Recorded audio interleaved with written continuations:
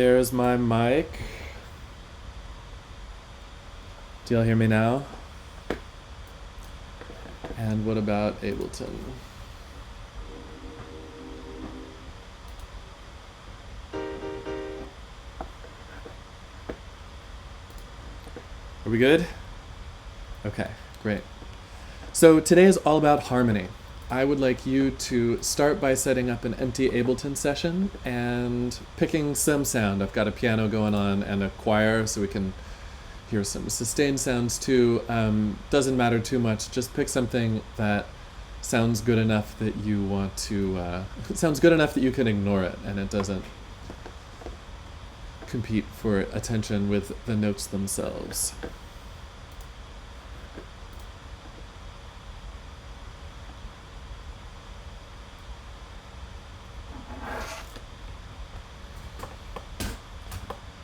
I'm really excited about today because harmony is one of my favorite subjects in music.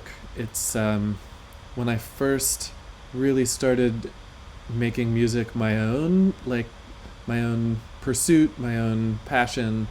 I think it was high school and I was getting into jazz harmony on a piano and I was starting to understand harmony for the first time. And for a long time, harmony was the main focus of my music, to the detriment of rhythm and melody and pattern, which came later, which are very important, but we're going to focus today just on the core principles of harmonic progressions.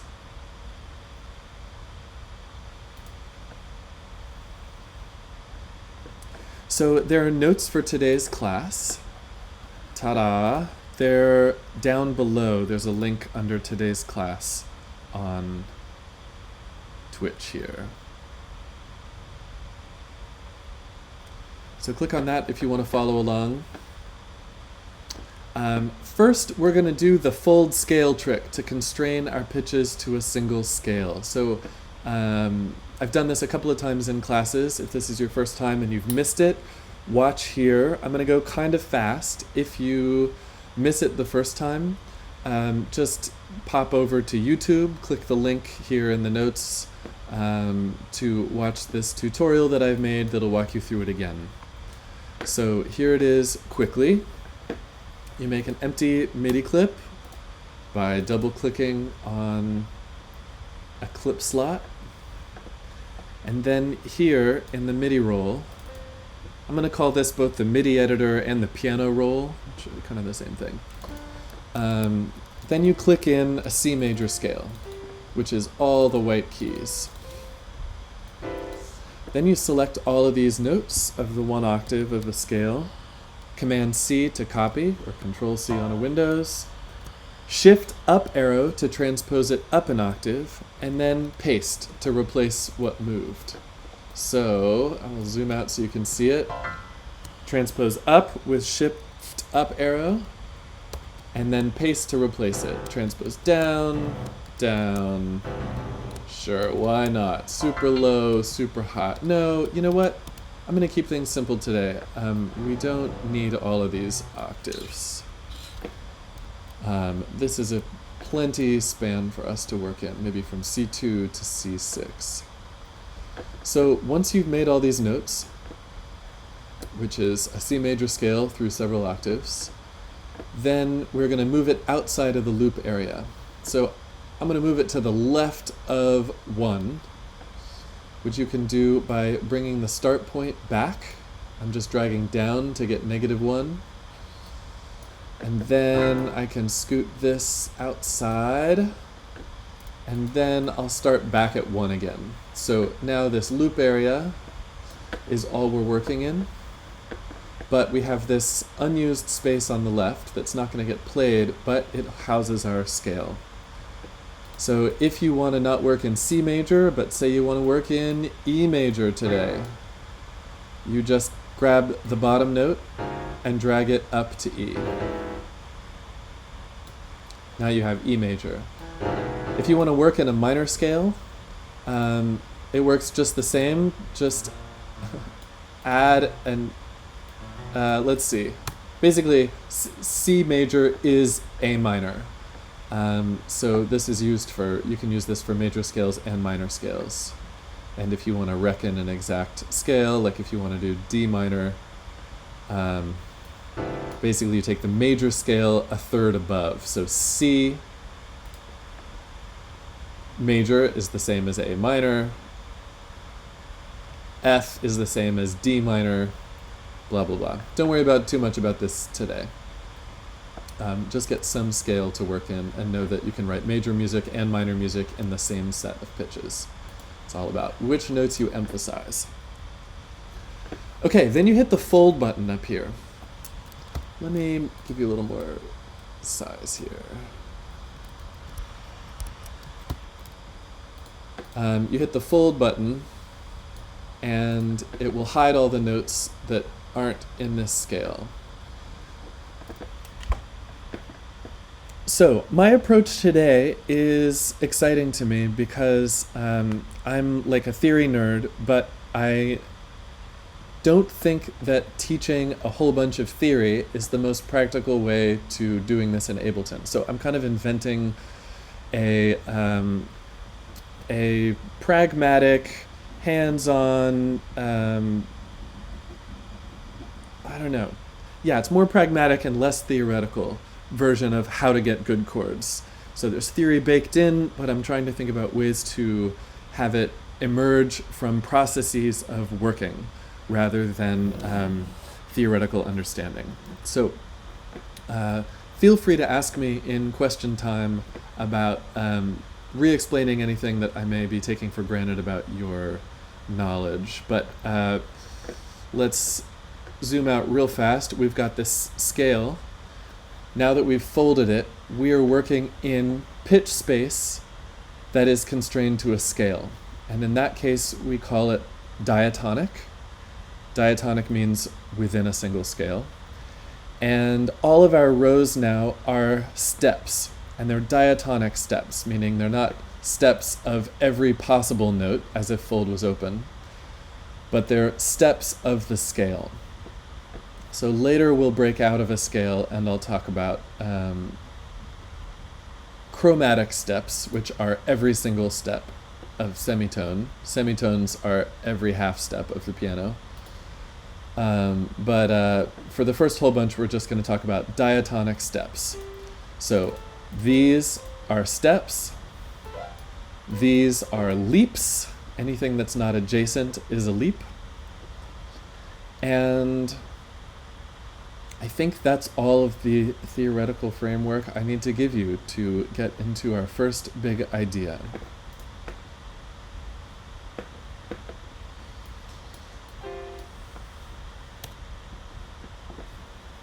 So, the core of harmony is the 4-voice chord. So I'm going to say the word voice a lot today.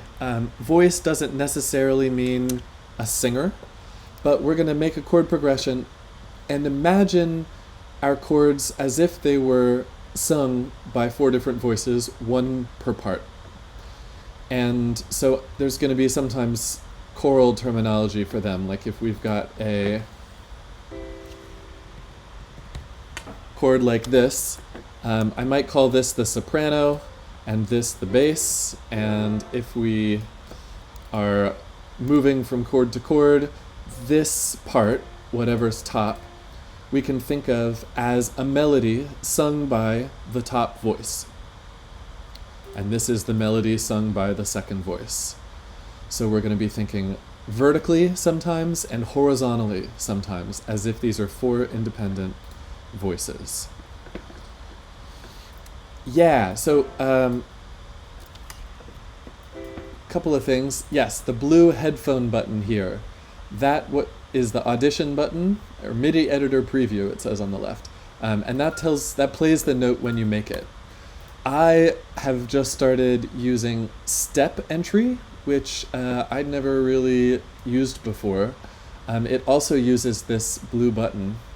It's super handy, especially if you have a MIDI keyboard or if you're using the typing keyboard as your MIDI keyboard with this button, which is that when you have this mode on, You can hold down a note on your MIDI keyboard, like now I'm holding down this low C, and just use the arrow keys, and it will create a note, and you can extend it just like that.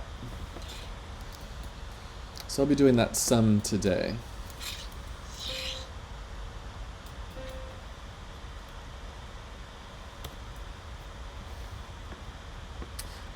David, so if yours is pressed and you're still not hearing it, then the next thing that I would do is take a look here and see if there's actual sound happening. And if there's not, it may be that there's no instrument on your thing already yet, in which case you need to go to sounds and pick something and put it here. If there is green, and there's green going to the master here, and you're not hearing it, then it's a question of your audio preferences being routed to your headphones, however that works.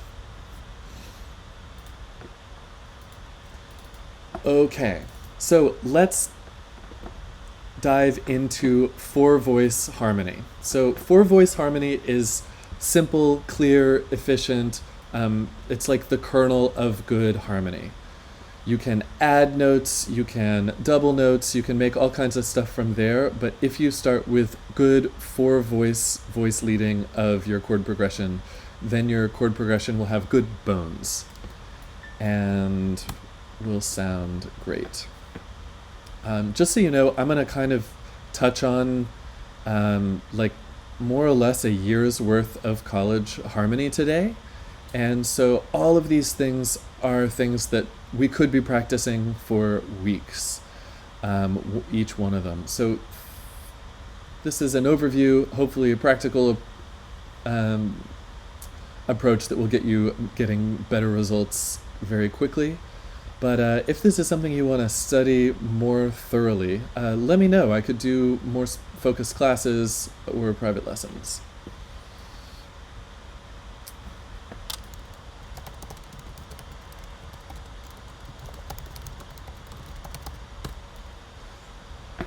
Okay, so writing a chord progression begins with the bass line. So a bass line, in this context for a chord progression, should be really simple. It should just be, let's just start by writing a 4-chord progression.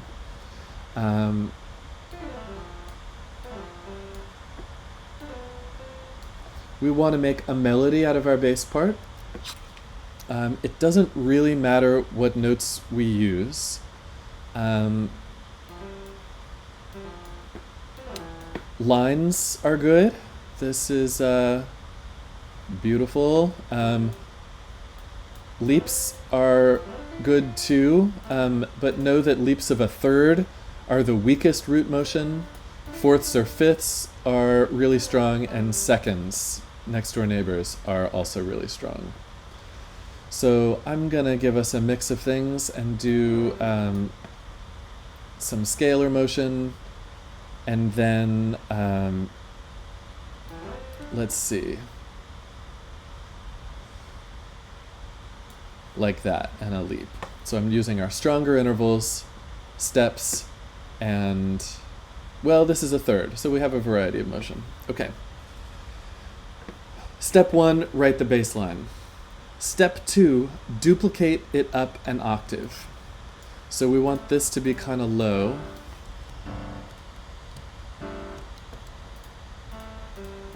These don't sound that low to me, so I'm going to just transpose my whole thing here down an octave.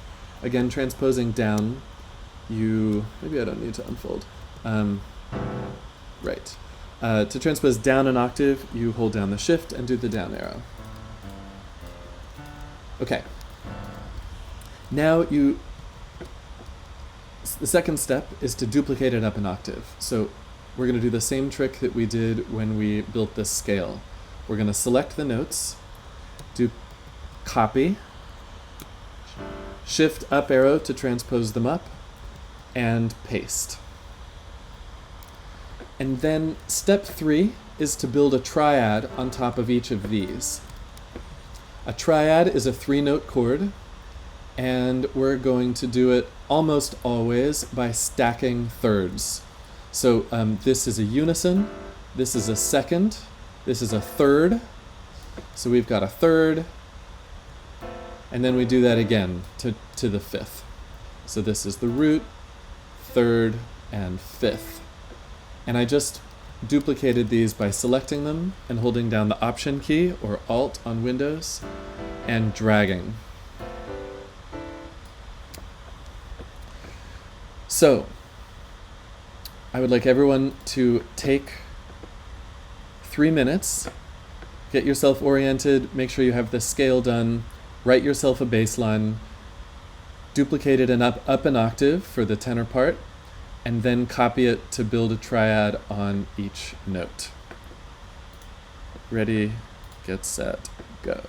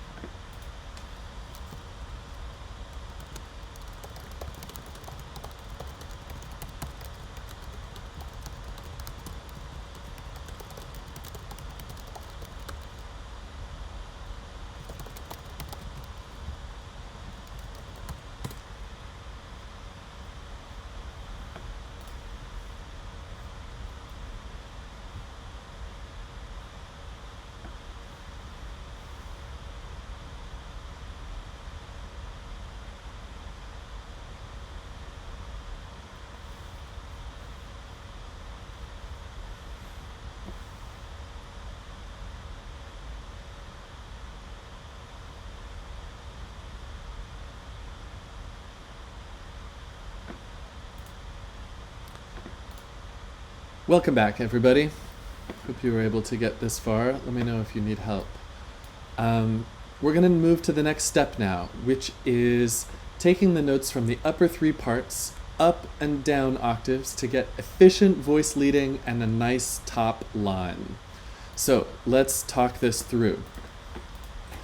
A good chord progression does not have all of the notes moving in lockstep like this. This is not super pleasing. Also, chords usually don't move this fast. I wrote them 1 beat per chord. Much more common is 2 beats per chord. Much more common even than that is 4 beats per chord, or 8. So I'm going to double the length of everything. I'm going to actually quadruple the length of everything. with this ×2 button twice, and then I extended the loop.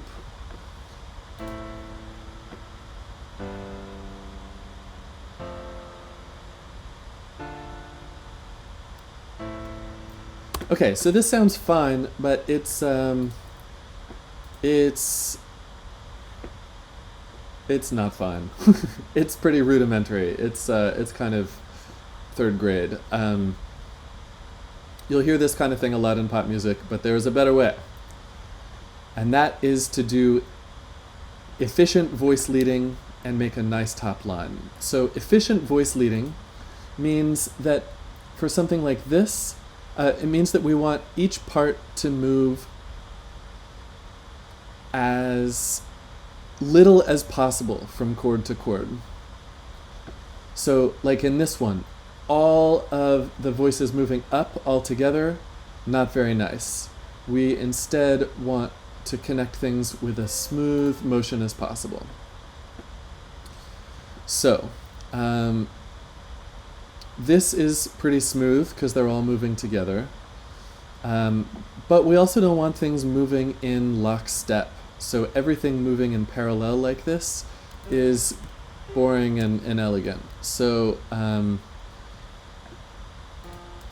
what we do now is just kind of a trial and error of flipping these chords upside down, where I'm grabbing bottom notes and I'm moving them up an octave or down an octave.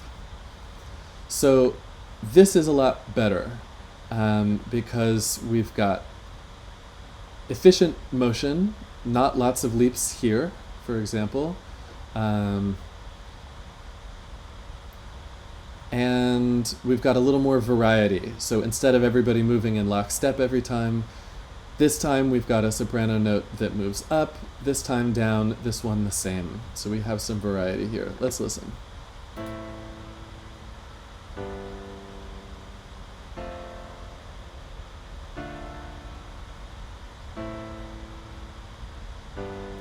Nice.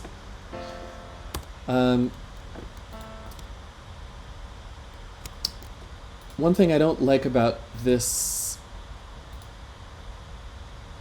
top line is that this note happens twice. It'd be nice to have a nice melody here, which has kind of a shape. It doesn't get stuck on any particular pitch.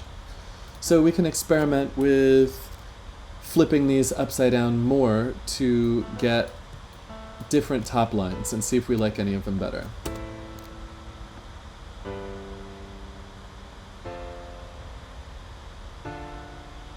This is another one with 2 repeated notes. Maybe we try this middle line as the top line.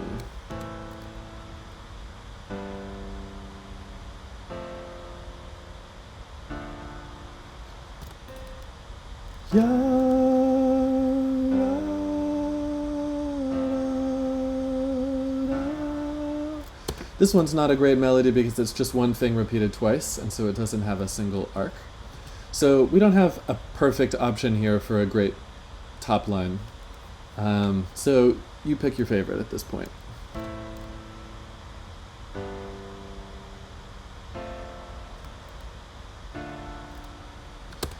So there's a couple of rules. If you like rules, I've written the rules here for absolute best voice leading. Don't worry about it too much. Like, this doesn't quite follow the rules and it's totally functional. But if you follow these 3 rules, you'll have the most efficient motion between the voices, which means they move the smallest numbers of steps at all times. And they also avoid parallel motion of octaves and fifths, which can sound a little clunky. So if I were to follow these perfectly, if a root moves by second, all upper voices should move in the opposite direction. So in this case, I did this right. This is moving by second, so all these move in the opposite direction. I need to do that again. This also moves down. And so I need all these voices to be moving up. And then my last one goes F to D, which is a third, just up an octave. The rule for a third is 2 upper voices hold and 1 moves by step. So I'm going to flip this chord around until I see that. Yes, 2 upper voices hold and 1 voice moves by step. So this is keyboard harmony, perfect classical music style.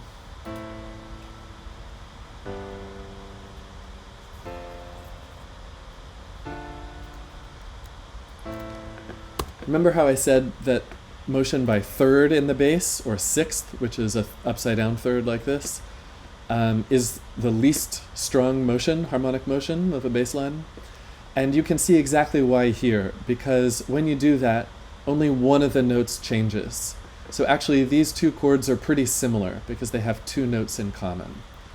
Moving by step is really strong and different because the chords have totally different notes in them. Okay, so this is particularly strong voice leading for these chords. Now we can add sweeteners, and that will take us into more modern musical styles and give us more interesting, unique things. So let's talk about these in order and see which, if any of them, sound good in this chord progression. First, we can think about passing tones, which are stepwise motion that connects leaps of a third. So we're just going to look for any time one of these voices moves by a third. Again, a third is the distance that skips 1 step. We've got a unison, a second, and a third. So we've got a third here, E going to G. A passing tone just fills in that space with a little bit of scalar motion. I see another one, D moving to F. So I'm going to do a passing tone here. And just for funsies, I know that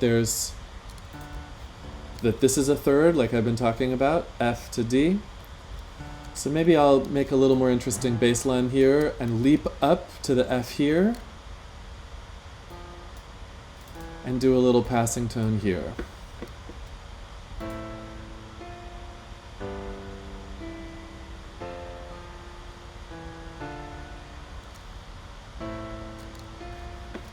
And maybe I want to connect here with a little scalar motion.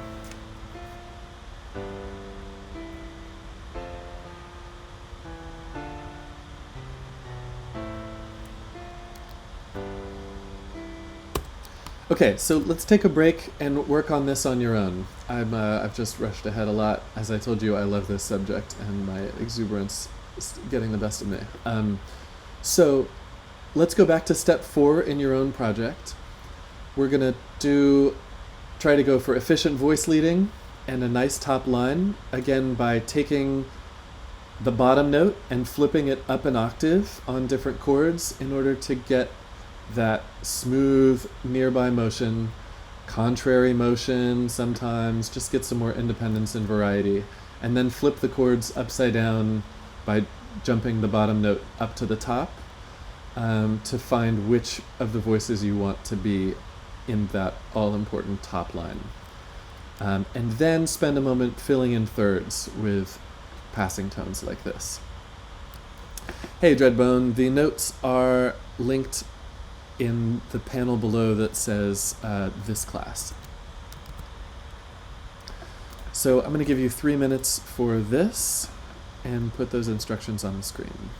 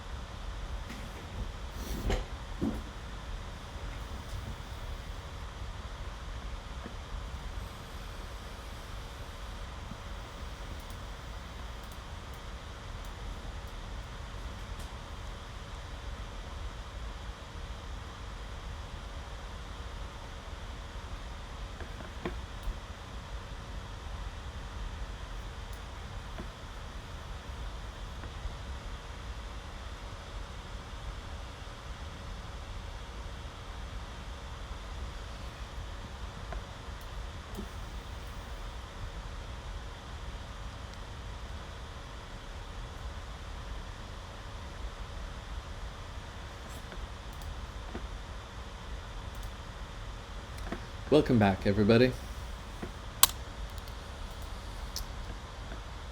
So, next. The next sweetener that you can look for is the suspension, which is quite simple, actually. You can formulate it in lots of rules or in few. Delayed downward motion is the essence of a suspension. So I've actually not given myself... Ooh, I've got downward motion in the bass. So suspension in the bass is going to sound maybe not the strongest because it's so far away from the notes that it's working on, but hold on.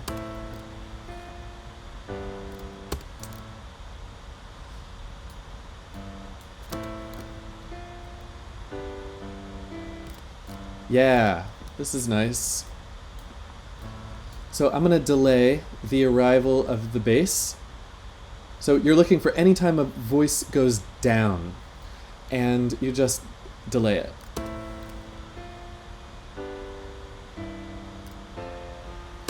This would be even nicer if it were up an octave, because then we get this really nice rub here. So I'm gonna put my regular bass line back and add a voice here just for example. This isn't strict for voice motion anymore. But listen to how this rubs against this note before it falls. I'm going to make it even more pronounced by re-articulating it.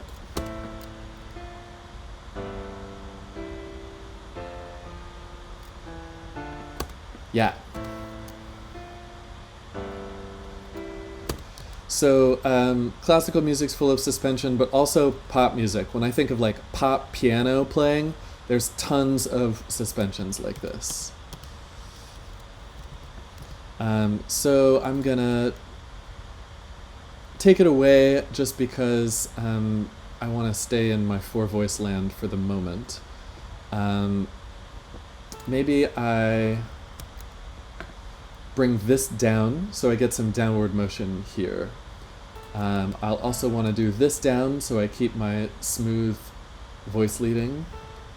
Although maybe this makes for nice melodic motion, and maybe I decide that my melodic considerations are going to win out over my efficient voice leading considerations. So now I've got a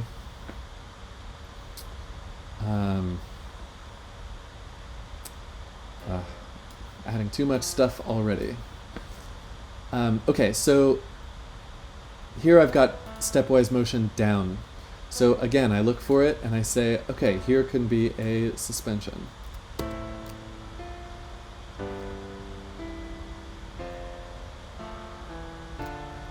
I'll sing along to really bring it out. La.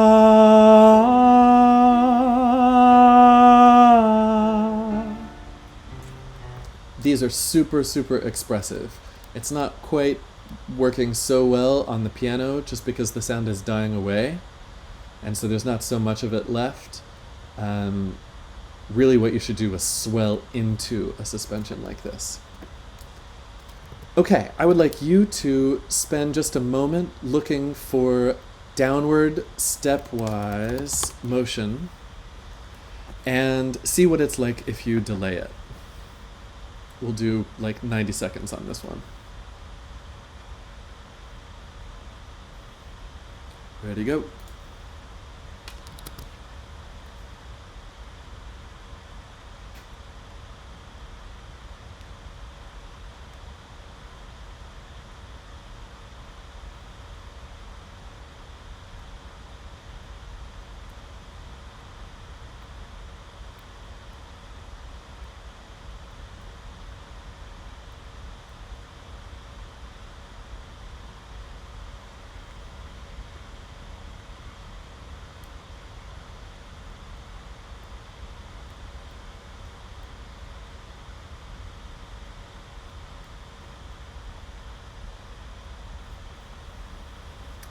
Okay, come on back. We're gonna do anticipation and pedal tone together now. So an anticipation is just what it sounds like. Try moving one of your voices to the next chord early. Let's do this here, because this guy's jumping here, so we can jump after and make a little more interesting overall texture.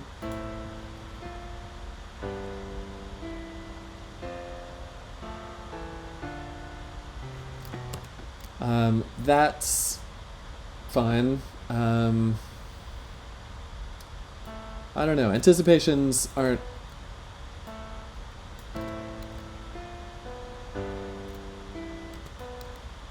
Yeah, that's all fine. Let's actually hear this on the choir.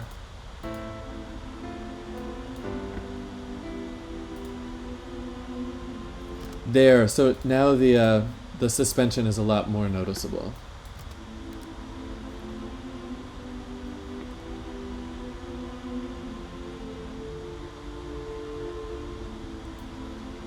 I don't like this anticipation. Anticipations can be cool, but they're not the greatest. Okay. Last, a pedal tone is to hold one note through several chords. And what I would do is add a note for this. So let's just try adding a C all the way through.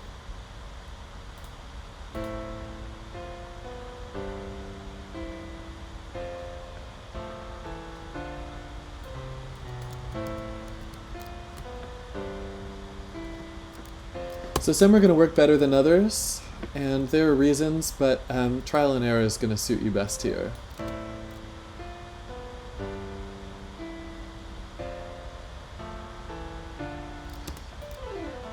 This is also really common in like pop, piano, folk guitar.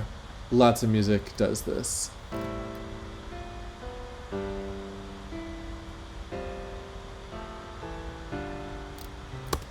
And you could try it, take it out on the chords that don't sound good. But yeah, the idea of a pedal tone is one that's sustained throughout that the others rub against. And it gets us some more harmonic complexity in a controlled way. Okay, spend a moment doing this. We'll do another 90-second one.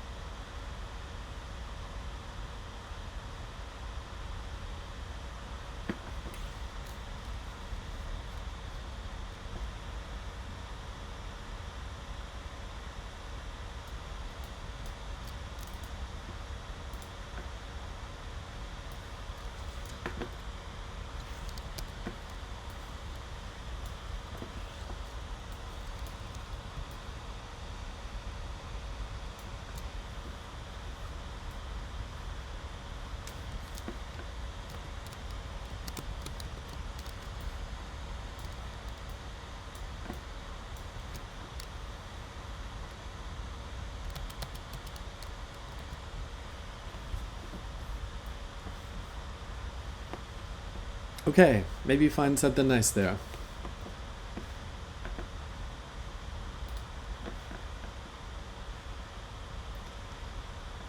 So, as usual, I just sat down this morning and like wrote everything that I could think of for a couple hours in these notes, and we're not going to get to it all today.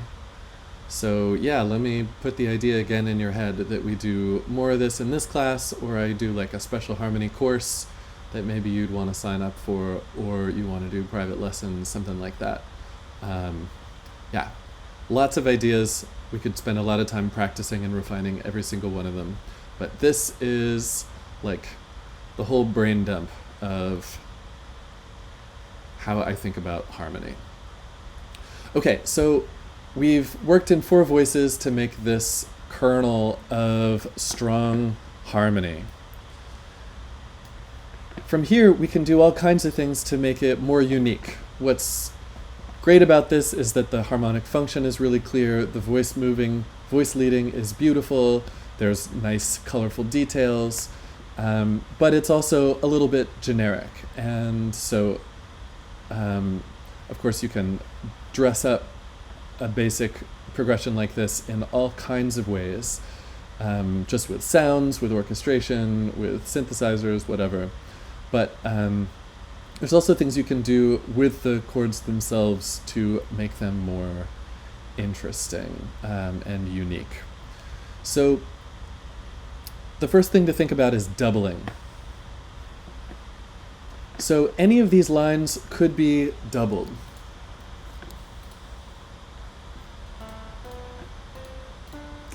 Like maybe we say we like this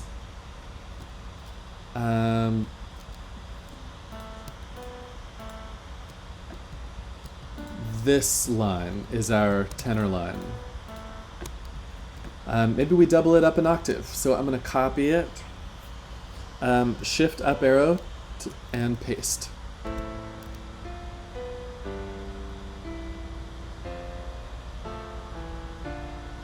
Let's be working in choir land for now.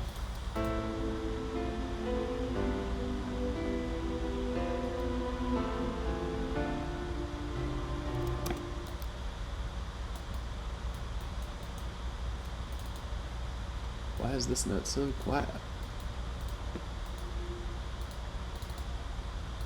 Anyway, so this is how you could bring out and emphasize certain of the lines. You could double them up an octave or even up 2 octaves. Let's see if...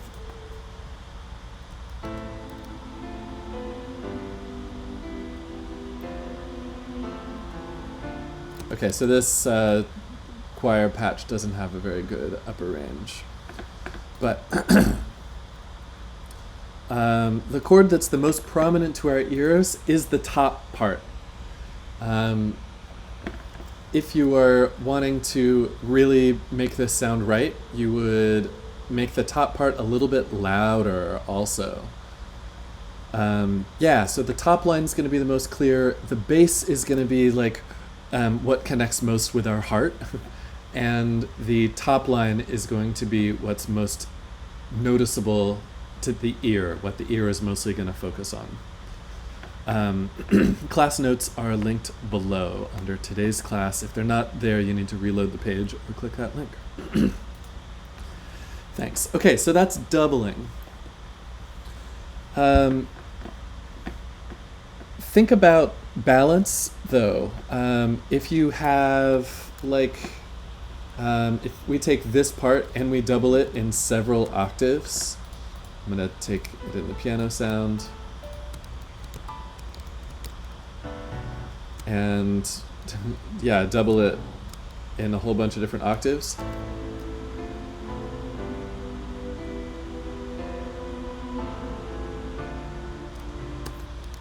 Just know that it makes that one voice really heavy and makes the chords themselves unbalanced. So that's more an orchestrational decision that you should consider. It's nice to have balanced chords. A well-balanced chord has the root note doubled automatically, which is why we take the low, our bass part, and double it up an octave before we build our chords. Okay, spacing. So here's the next consideration. A well-spaced chord is really resonant.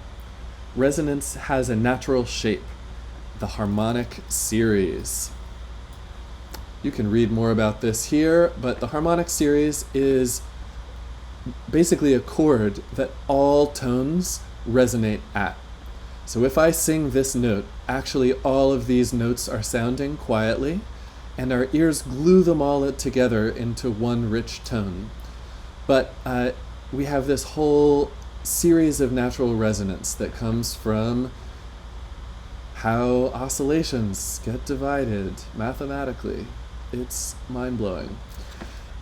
So you'll notice that this stack of natural resonance has big spacing at the bottom, an octave, and then a fifth, and then a fourth, and then a third, a major third, and then a minor third, and then we start getting some funky intervals that don't map onto our piano.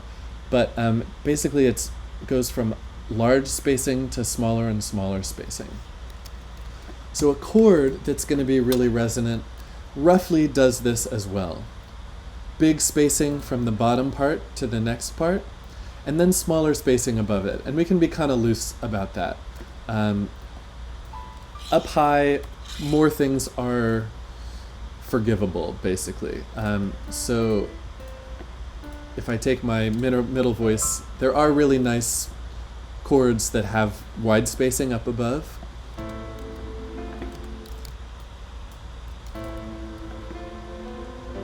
This is like an open spacing, more space between the parts, can be super beautiful. Piano chords that have like an like really high part doubled with a big space up high can be also really beautiful.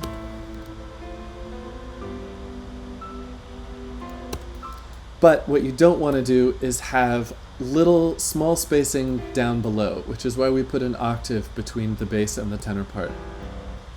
If we have a low part that's like this, I'll put it in the choir for even better example. Well, I kind of stepped on my parts here, shoot. I'm working a little too fast. Basically, small intervals down low have more audible overtones that interfere with each other, so basically small intervals down low are going to sound muddier than smaller intervals up high. So I suggest, whenever you're making a chord progression, just experiment with moving those upper voices around to different octaves, especially as you have more notes in a chord. Spacing makes a big difference, and there's more beautiful spacing of chords and less beautiful spacing, and you kind of just have to experiment and try it out. Man, I just lost all this. Okay, that's where we were. This was our nice open spacing, right?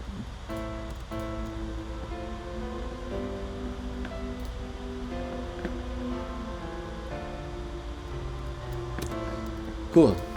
So the next idea is added tones. So let's take a step back to think about these. You've probably heard these before. Ninths, sevenths, 11ths, 13ths. Sounds complicated, actually super simple. So we're going back to our original bass line. As we built our first stack of chords,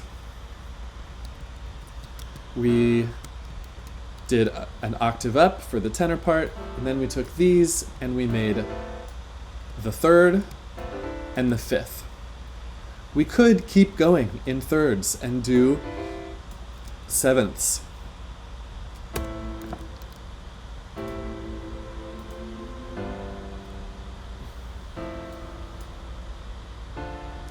The seventh is the most common added note. The ninth is the next most common added note.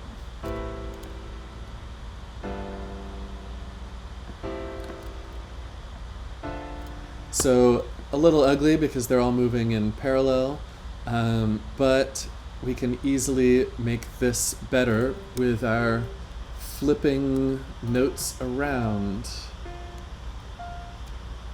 till we get more efficient voice leading. So now that there are more notes in play, there's more options of which are on top and more options for spacing. So you kind of just have to play with it, but we're trying to get, not a bunch of leaping in the same direction, mixes of thickness in different places, and the whole span from here to not be so big.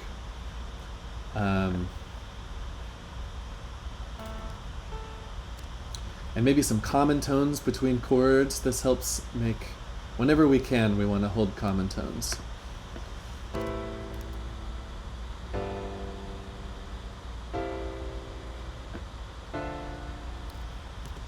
So yeah, this is something you do trial and error, but yeah, thickening our chords with stacked thirds and then working out their voice leading the same as we did before gets you more into musical styles that are derived from jazz, and that would be funk, hip-hop chords often use notes like this. I guess not trap so much, which is pretty triadic, but like anything that samples old jazz and funk records.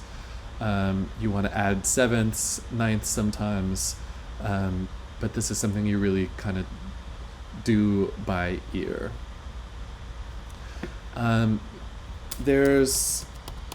It's usual that if you add, that these things are added sequentially.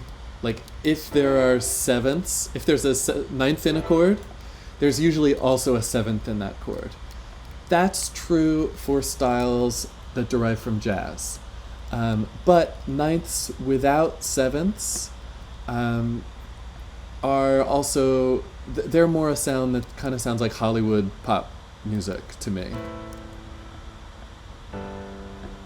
Again, I wouldn't do parallel like this all the time. That's going to be the clunkiest, but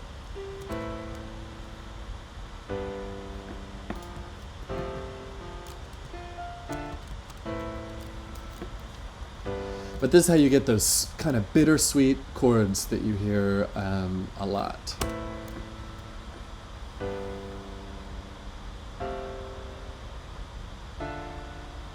Yeah, something like D, F, this.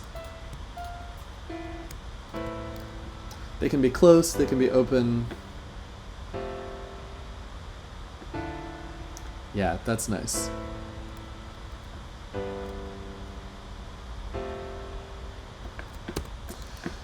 So the next consideration is a consistent texture. If you add sevenths and ninths to one chord and it's got a lot of extra notes in it, and then you drop down immediately to like a 3 or 4 voice chord, we're just going to notice that. And it's going to sound really thin and bare all of a sudden. So if you've got a 5-note chord, it's nice to stay in 5-note chord land.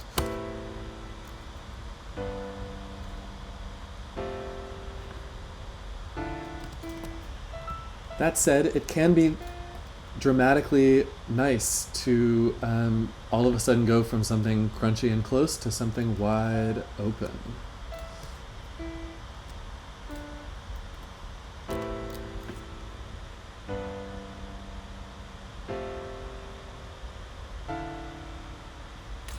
But it's a dramatic thing that you should be using in a controlled way. I'm going to blaze through a couple more things here, and then we'll call it a day. I've basically gotten through half the class, so this is everything about chords in one scale. But if you want to do chords outside of a scale, here's a bunch of things that you can think about. Feel free to read on your own, and maybe I'll do another class at a later date.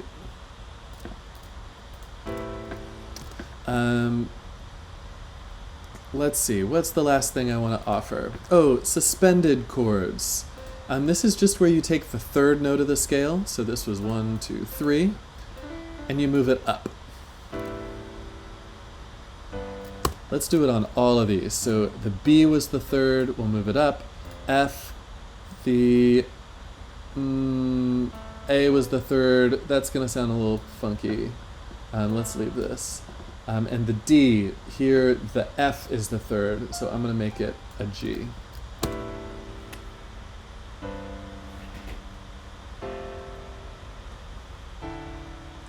So a suspended chord like this is more open. It's a little more ambiguous because we don't have a third to tell us whether the chord is major or minor. It has some kind of unresolved tension in it. It's called suspended because it's really like a suspension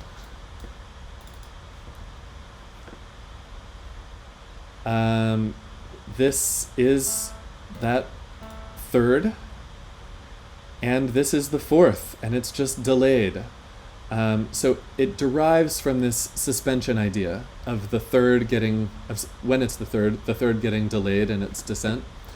But in modern music, sometimes it's the whole chord and it doesn't have to resolve. And the last thing I want to tell you about is inversions. So almost always in the music that we hear most of the time, the bottom note of the chord is the root of the chord. Sometimes it can be the third, though. The third can be super beautiful. It could theoretically be the fifth, but the fifth is ugly, so I recommend you never use the fifth as the bass. But sometimes try using the third.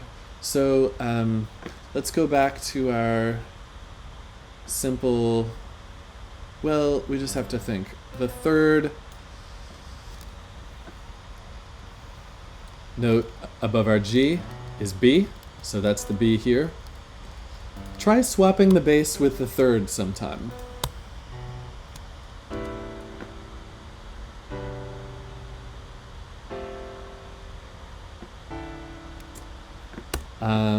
And maybe I'll put this up high and put the third of this chord in the bass, which D, E, F is the third. So, ooh, it's the same note again. Not the strongest, but kind of interesting.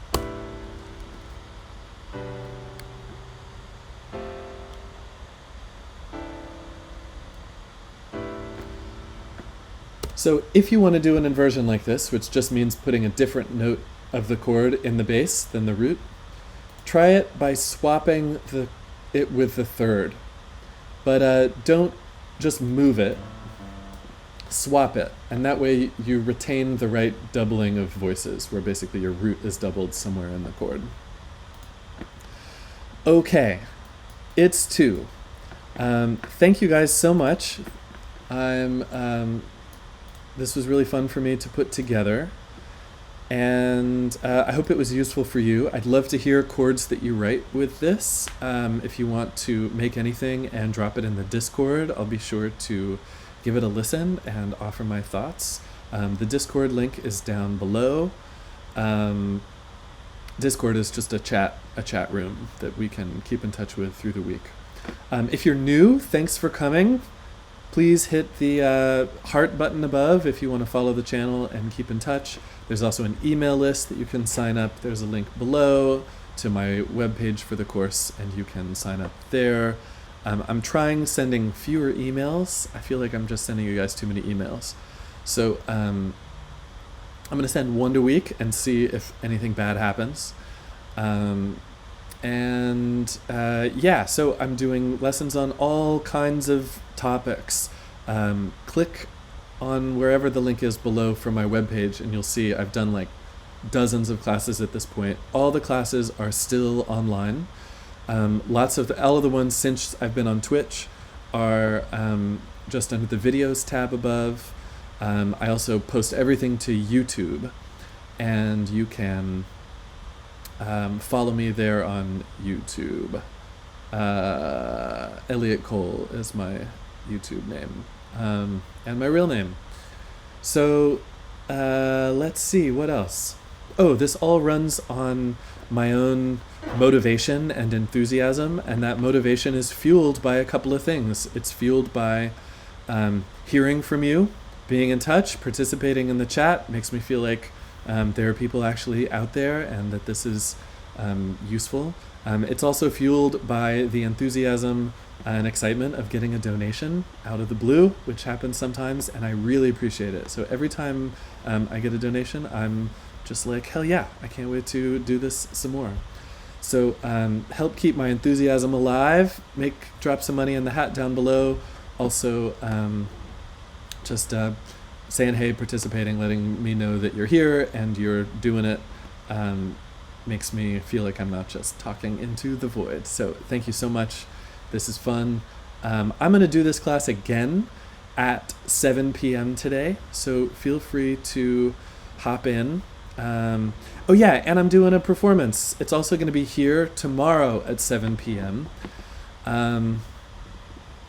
It's going to be here, but it's like a quote ticketed event being put on by an art gallery that I'm helping support here in Jersey City. Is trying to survive and doing some online events. So there's a sliding scale ticket price. Let me do a let me drop the link in here real fast. Smush Gallery. I'm doing my first.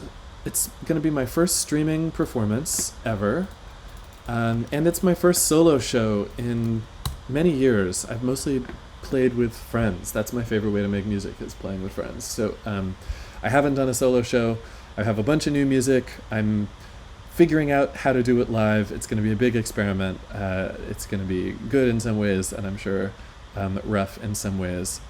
I'm going to be doing a mix of things.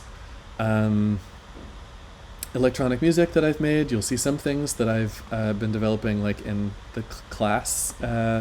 Some things will sound familiar.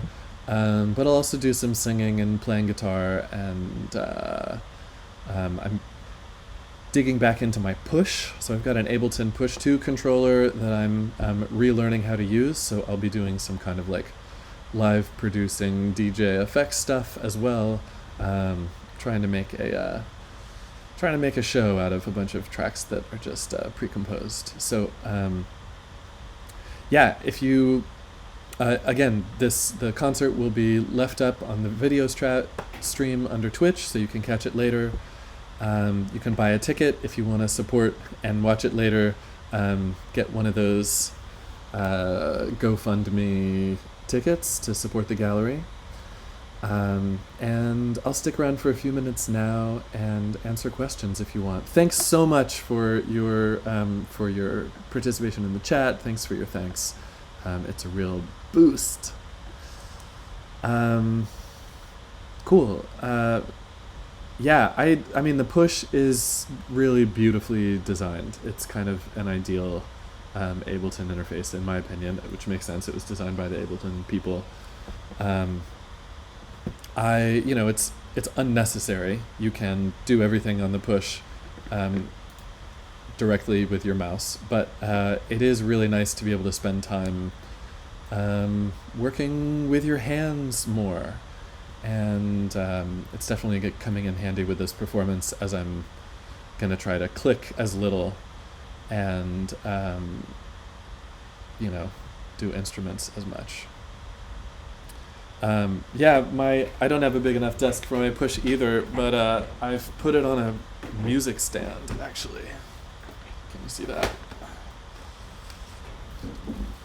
Makes me wish I had a sturdier music stand, but cool. Let's see. There's a question for recommendations for additional learning of the kind of theory that you have been teaching today. Let's see.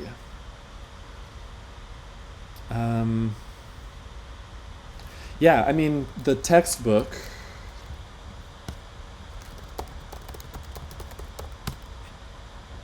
from college that I used is this guy. Any of these are going to teach you the same things. In music school, you spend a year doing 4-voice chord progressions like this, where Bach chorales are the model, and you go deep in chromatic chords, non-chord tones, dissonance, different doubling rules for different situations, and you break out of the grid of a single scale and work chromatically. And that takes like a year of practice if you're doing it, one class a week and doing homeworks. But it's actually, I think it's not that hard. But of course, I've been doing it a long time. So it's definitely something you can learn. And I'd say a textbook is a good way to do it. I'm sure that there are online resources too. I just don't know what they are.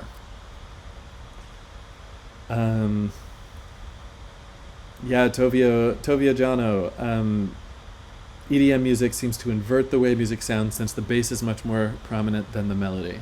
Yeah, that's true. The bass is the melody in a lot of EDM, and that's a distinctive thing about that style. And it's, all of these things I'm teaching kind of like core principles, but different styles of music have their own conventions about how they deal with harmony. For example, house music. Let's see.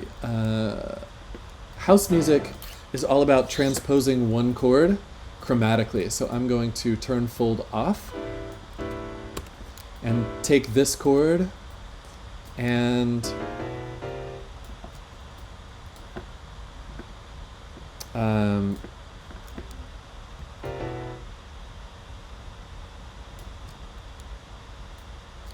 move it around in chromatic space with fold off. I'll do something like this. And then put some rhythm on it. So, I don't know, what's the fast way to do some rhythm? Like,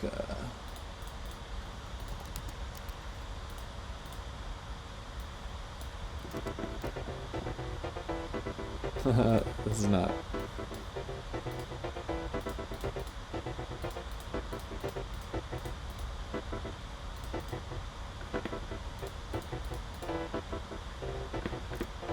Wow, that doesn't sound like house music at all, but take my word for it. Dump, dump, bump.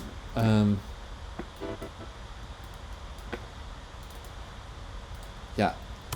So different styles of music, you have to learn different harmonic rules, or conventions, really.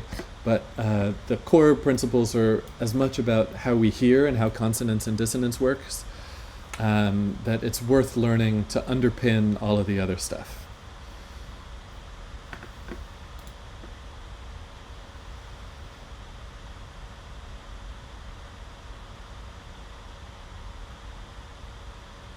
Yeah, Seth, I'm going to be doing this class again at 7 today.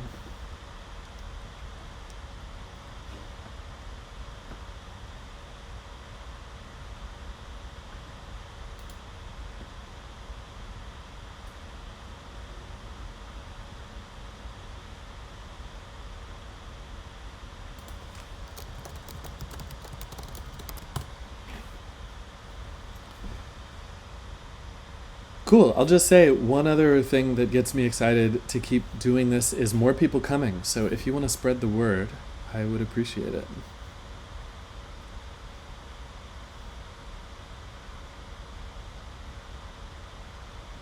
Cool. Any other questions? Feel free to come back at 7 if you want to hit any of this again. And as for deeper harmony classes, I think the best thing to do would be to do a kind of self-contained course, and maybe over like a 5-class series,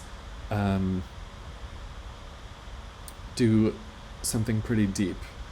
And I don't know, that may be the sort of thing that I run with a smaller group and charge for. So I don't know. Let me know if you think that would be interesting to you, even if I was charging you money.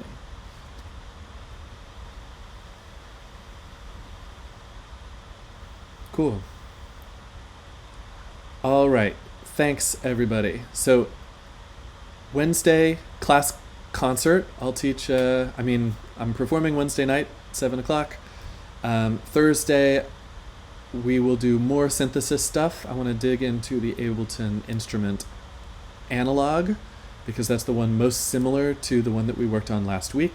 Unfortunately, if you don't have Live Suite, you can't do this on Thursday. Feel free to come and check it out anyway. And then Saturday, I'm going to be my own special guest on in studio class. And Oh yeah, I'm gonna unpack everything that I do for my session for the concert on Wednesday. I'm gonna go show you how it all works and how I set it up. Okay, cool. Well, stay tuned for more harmony options in the future, and I will see you guys soon.